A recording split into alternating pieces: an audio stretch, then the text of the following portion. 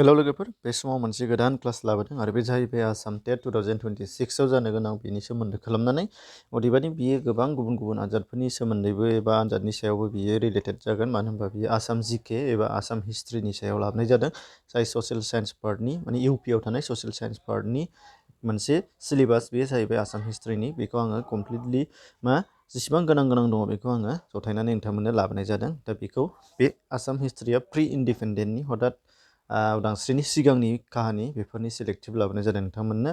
दा बेखौ नोंथांमोना अदेबानि बिजाबावबो मोनो, नाथाय बिजाबनिफ्राय आङो सेलेक्ट खालामनानै बहननानै लाबोनो होफैदों नोंथांमोननो। बेनिफ्रायनो मोननै मोनथामा कमना जाखागोनानो। बेनिफ्राय फार्स्टनिफ्राय जोङो थांदिनि नायदो आसाम हिस्ट्रि 50थानिबो बांसिन सोंनाय नोंथांमोना मोनगोन बेवहाय। फार्स्टआव दङ महामारिया बिग्रायनायनि महामारिया सोदोबा माबे सोदोबनिफ्राय फैनाय होनदों, बे जाहैबाय मायामरा, से नाम्बार। 2 नाम्बाराव दङ महामारियाफोरा मा धोरोमनि सुबुंमोन होनदों, बे जाहैबाय बैष्णब धोरोमनि सुबुंमोन आरो बैष्णब धोरोमनिनो काल संहितिनि सिङाव दङ होनदों। मानोना बैष्णब धोरोमा मोनब्रै सत्र एबा सिबियारि दंमोन, बिनिनो काल संहितिया मोनसे सत्र, बे सत्रनिमोन। महामारिया बिग्रायनाया सोर राजानि समाव जाजेनदोंमोन आरो सोर राजानि समाव जोबदोंमोन होनदों। हथात महामारिया बिग्रायनाया सोरनि समाव जाजेनदोंमोननो, स्वर्गदेव लक्ष्मी सिंह राजानि समाव, ओमफ्राय जोबदोंनो स्वर्गदेव कमलेश्वर सिंहनि समाव।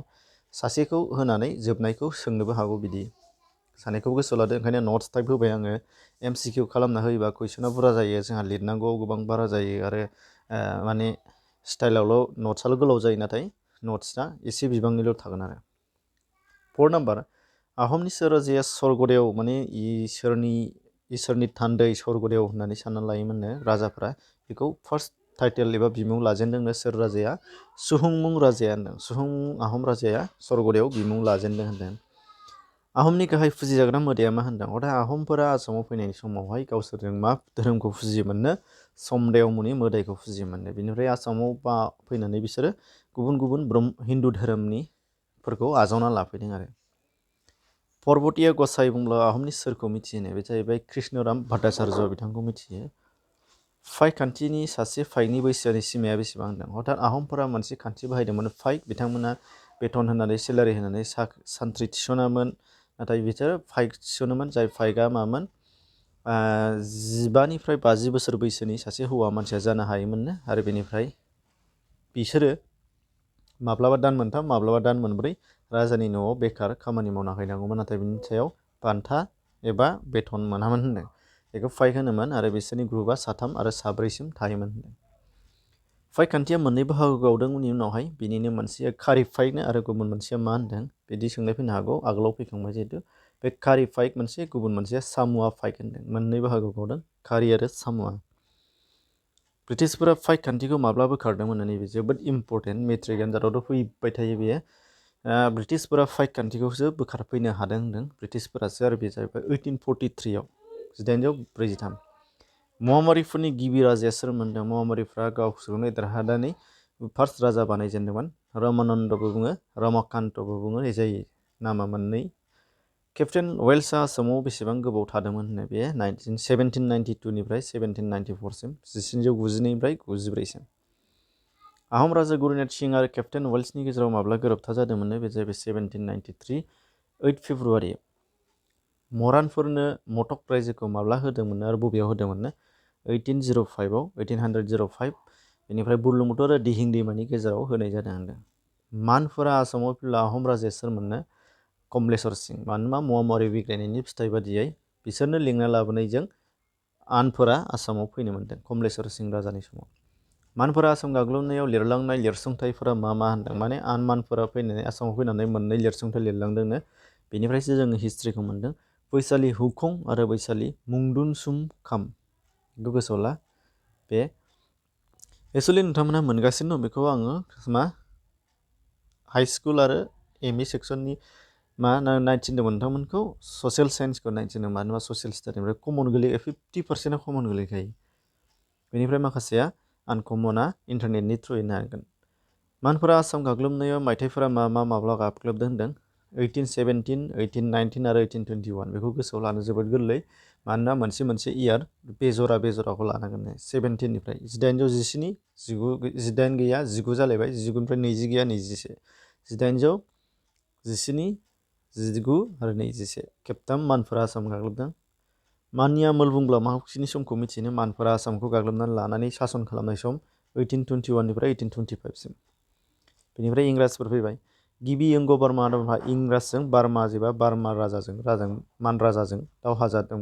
बेनि उनाव गोरोबथा जादों। गोरोबथाया जाहैबाय इंग-बार्मा दावहाया 1824 निफ्राय 22 मायथाइयाव। यान्डाबु गोरोबथाया माब्ला जादोंमोन? बे दावहायावनो यान्डाबु गोरोबथानि गेजेरजों जोबदों 1826 24 फेब्रुवारि।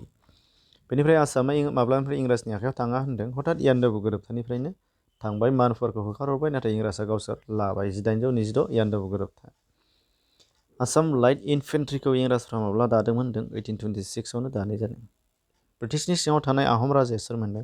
जेला इंराजफ्रा लाबाय यान्डाबु गोरोबथानि उनाव बेनिफ्राय राजा बानायदोंमोन पुरन्दर सिंहखौ। सान्थ्रि एबा सिपाहि बिग्रायनाया माब्ला आरो बबेयाव जाजेनदोंमोन होनदों? बेथ' 1857 मिराटआव जाजेनदोंमोन। बेनिफ्राय आसामाव दाना जोंना सान्थ्रि बिग्रायनायखौ आसामाव सोर दैदेनदोंमोन? मनिराम देवान दैदेनदों। आरो बे मनिराम देवाना बेखौ बेंगलनि मधु मल्लिक मुंनि सासे बाङालि मानसिया हेल्प खालामदोंमोन होनदों। गंग्लायारि खान्थिखौ सोर गभर्नर जेनेरेला बानायदोंमोन? गंग्लायारि खान्थि बिसोर लर्ड वेल्सलि आरो लर्ड बेनिफ्राय मोनथाय गोमानाय खान्थि डक्ट्रिन अफ लेफ्ट जायखौ होनदों बे जाहैबाय लर्ड डेलहाउसी बिथाङा बानायदों बेखौ। मनिराम बर' आरो पियली बर'खौ माब्ला फासि होनाय जादोंनो? बे जाहैबाय 1858 22 फेब्रुवारि जरहाटआव फासि होदों। मानो? सान्थ्रि बिग्रायनायाव बिसोरहा बिहोमा दंमोन एबा आसामाव बिसोर सान्थ्रि बिग्रायनाय लाबोदोंमोन जाय इंराजनि बेरेखामोन। आसामनि गिबि आबादारि बिग्रायनाया माब्ला आरो बबेयाव जादोंमोन? आसामनि गिबि आबादारि बिग्रायनाय बे जाहैबाय नोंथांमोना नुदों 1861 फुलगुरि नगाव जिल्लानि फुलगुरि बै समनि नगाव जिल्ला बे फुलगुरियाव जाजेनदों। बेनिफ्राय गुबुन गुबुन जायगायाव आबादारि बिग्रायनाया सम लानानै जालांदों। बेनि लिस्ट होदों नोंथांमोना बेखौ नायनांगोन। जेरै रङियायाव जादों 1893, लसिमायाव जादों 1894, पटुरुघाटआव जादों 1894, सा काछार नर्थ काछाराव 1880 80 जादों, नागा हाजोआव 1818, मणिपुराव 1890 आरो 91, जयन्तियायाव 1862 बेखौ नोंथांमोननो फुरा चार्ट लाबोबाय 29 बेयावनो मोनब्रै मोनबा जोंनो 6था 7था कुइसन हाबबाय। दाना आसामाव इंराजफोरा खाजोना लानाय राहा मा खाजोना लादों? इंराजफ्रा आसामाव मा सोलायनाय लाबोदोंनो? जोंनियाव इंराजफोरनि सिगां खाजोनाया जा आबाद मावो आबादखौनो लायोमोन होनदों। नाथाय इंराजफोर फैनानै फैसा एबा खावरि लानाय जादों, कइन्स लानाय जादों, फैसा लानाय जादों आरो थारमाने बेखौ इंराजफ्रा टटेलि सोलायफैदों। बेनिफ्राय बिसोरो खाजोनाखौ दलिल खाजोना स्टेम्प डिउटिस होनना बुङो जेखौ 1858 लादों। खामायनायनि खाजोना बेखौ 1860 लादों। लक्ष्मीनाथ बेजबरुवाया बै समाव सोमावसारनाय समाव मेथाइ लिरलांदों। बिसोरो मानो बेखौ गोसोआव लादों? मरदेस, असम संगित, बिन बारागि बिसोरखौ गोसोआव लादों। नांथारगोन लक्ष्मीनाथ बेजबरुवानि मेथाइफोर। जनाखि लाइसिनि सुजुगिरिया सोर होनदों? चन्द्र कुमार आगरवाला। उदांस्रिनि सिगां समनि असमिया आफाद आरो दानाय सम होनदों।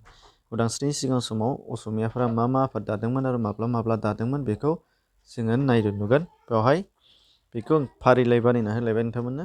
फार्स्टआव दङ गियान प्रदायनि सभा बेनि फार्स्ट आफाद 1857 दादों बेखौ गोसोआव लादो। बेनिफ्राय असमिया लिटारेरि ससाइटि बे जाहैबाय 1872, असमिया भाषा उन्नति सादिनि सभा बे जाहैबाय 1888, बेनिनो माउथपिस एबा खुगा लाइसिया जनाखि लाइसि आरो बेखौनो चन्द्र कुमार आगरवालाया सुजुदोंमोन।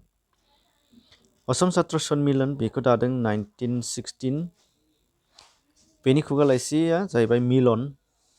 दुलाराय आसाम रायट आफादनो बेयो 1933, आहम सभा बेयो 1993, जरहाट सार्वजनिक सभा बेयो 1884, आसाम एस'सिएसन 1903, मन्टिगाव सेम्सफर्डनि फोरमाय बिदांखौ माब्ला फोसावदोंमोन? 1918, आहम हादरसा कंग्रेस कमिटि कंग्रेसआ जोंना आहम भारतारि हारिमायारि कंग्रेस इण्डियान नेशनेल कंग्रेसआ 1885 दाजाबाय। ओमफ्राय आसामाव जोबोद लिरै हठात 1921 दाजाबाय आरो बे 1921 जोंनो गोनांथार मानो होनबा दान मोनसिगोन। आसामनि केसारि बुंब्ला सोरखौ मिथियो? आसाम केसारि बुंबा आम्बेकागिरि राय चौधुरीखौ मिथियो आरो बेखौ गोसोआव लाथारनांगोन। बिथाङा बन्दिनि भारत मुंनि मोनसे थुनफावथाय लिरदों ड्रामा आरो बिथाङा सेवा संघ मुंनि मोनसे आफादबो दैदेनदोंमोन। बेनिफ्राय महात्मा गान्धीया आसामाव माला फैजेनदोंमोननो? हारिमायारि कंग्रेसनि जानानैनो फैदों, इण्डियान नेशनेल कंग्रेसनि जानानै 1921 1921 1921 दान्दि यात्रा दान्दि मार्च बेखौथ' मिथिगौ बयबो बेयो माब्ला जादोंमोन 1930 12 मार्च दा आसामाव जोंहा मानो गोसोआव लानांगौ बेखौ आसामनिफ्राय सोर बाहागो लादोंनो बेखौ दा मिथिगोन बिनि सिगां दान्दि मार्चखौ 1930 12 मार्चआव दावबायजेनदों सबरमति आश्रमनिफ्राय दान्दिनि लैथो सेरनि दान्दिसिम संख्रि दिहुननो थाखाय जानथाया 240 माइल दैदेनदोंमोन महात्मा गान्धी आरो सरोजिनी नायडु आसामनिफ्राय बाहागो लादोंनो बे इम्पर्टेन्ट लीलाधर बरुवा एकदम इम्पर्टेन्ट बे लीलाधर बरुवा कनकलता बरुवाया माबे सोमावसारनायाव थैदोंमोननो भारत नागार सोमावसारनायाव 14 बोसोर गफुरनि बेखौथ' मिथिगोन बयबो मिथिखायो दा कुशल कुमारखौ मानो फासि होदोंनो बेबो भारत नागार सोमावसारनायाव भारत नागार माने कुवाइट इन्डिया मुभमेन्ट इंलिश मिडियाम जायफ्रा नायदों भारत नागार सोमावसाया बेखौ सरू फोथाराव रेल खोख्लैनायनि दायाव हमदों फासि होनाय जादों आसामनि गिबिसिन माब्ला बिसायख'थि खुंजेनदोंमोननो बे जाहैबाय 1946 आव उदांस्रि मोननायनि सिगां 1946 आव बेनिफ्राय बेयाव टटेल 108 सिट दंमोननो बेनिफ्राय 58 मासि हारिमायारि कंग्रेसआ मोनदों दा जेरै 126 जाफैबाय बै समाव 108ल'मोन आरो बेनिफ्राय दाना मा होनदों फार्स्ट प्राइम मिनिस्टार जादों आसामाव गपिनाथ बरदलै क्लियार खालामना होनि 1947 आवसो जोंना उदांस्रि मोनदों नाथाय 1946 आवनो इलेक्सन जानानै मा जादों सरकार दादों बे समाव जोंना मा होनो सुबुंखान्थि जायामोन नालाय ओंखायनो आसामा मोनसे हादर बादिमोन ओंखायनो प्राइम मिनिस्टार बुङोमोन होनदों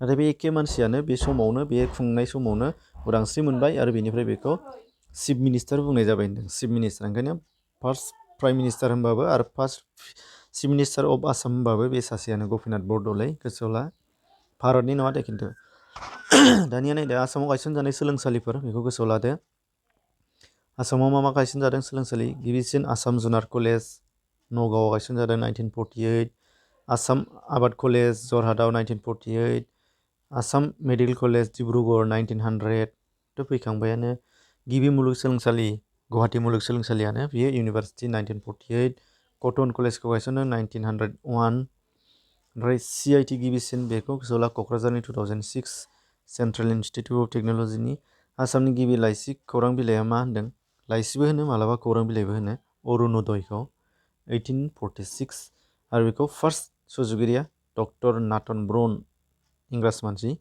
निउस पेपार अरुण'दयखौ जायखौ साफायजेनदोंमोन डक्टर नाथन ब्रन बेनिफ्राय नाय आसाम सोदोबा माबे सोदोबजों दाजादों होनदों बेखौ जायखौ सेबा कर्सआव सोना होदों बे जाबाय बर'नि मोनसे बेसिक वार्ड गुबै सोदोब हासम एबा आसम सोदोबजों दानाय जादों होनदों श्रीमन्त शंकरदेब बिनि थुनलाइ जोंना सिलेबासाव दंखायो बेखौ लानांगोन जोङो मानो होनबा बिनि बिजाबफोरखौ लिरनायफोरखौ जों गोसोआव लानांगोन जेरै जायनाव कीर्तन पत्नी प्रसाद कालियदमन केलिगोपाल रुक्मिणी हरन पारिजात हरन राम बिजय लाथारनांगोन सिलेबासाव मख'थारनाय दंथारो आरो बिनि बिजाबखौ नांथारगौ फैखायो बेनिफ्राय आरोबाव भट्टदेब फार्स्ट रायथाइ लिरगिरि होनदों बियो आसामनिफ्राय कथा गिता भागवत कथा रत्नबालि कथा बिना बिथोर आरो शंकरदेबनि सोलोंसाया माधबदेबमोन बिनि लिरनायफ्रा नामकस जमुरा सरधरा पिम्परा गुसवा तति मतन अंकिया बेफोरो जिकिर आरो जारि बिराद फेमास बेखौ मुंदांखा सुफि सान्थौगिरि माने इस्लाम धोरोमनि गुरु साहा मिलना लिरदोंनो जायखौ आजान पीर होननानैबो मिथिनाय जायो होनदों दा बेमोन लोगोफोर बेखिनियानो जोब्बाय गासै नोंथांमोननो बाहाय नाम्बारा 46 नाथाय सिङाव साब नाम्बार गोबां नोंथांमोना नट्स मोनबाय बेखायनो 50 प्लास होनाय जादों दा बेखौ नोंथांमोना डिसक्रिपसनाव लिंक मोनगोन डाउनलड खालामनो थाखाय खालामनानै फरायनो हागोन गावबा गाव नट लानो हागोन दा बेनिफ्राय जायफ्रा आङो साबस्क्राइब खालामनो थिनफेरा नोंथांमोनखौ नाथाय आं दिनै थिननो नागिरदों जायफ्रा साबस्क्राइब खालामाखै खालामनानै ला बेनिफ्राय रेगुलार जायफ्रा नायदों नोंथांमोनाथ' नुखायो नाथाय जायफ्रा खालामा नटिफिकेसन मोनैनि थाखाय नुवा उनावसो कमेन्टआव उमुखखौ हो होनानै होखाजोबनायानो थायो बेखौ नोंथांमोनजों लोगोसे शेयार खालामनो नोंथांमोनाबो शेयार खालामनानै हो भिउसआ एसे बुरजा फैयोबा जोंहा इन्टारेस्ट जायो खमबा जों गोसो बायनाय जायो ओंखायनो नोंथांमोननि थुलुंगा नांगौ बेखायनो नोंथांमोना शेयार खालामनानै हो बयबो एसेनोसै गोजोन्थों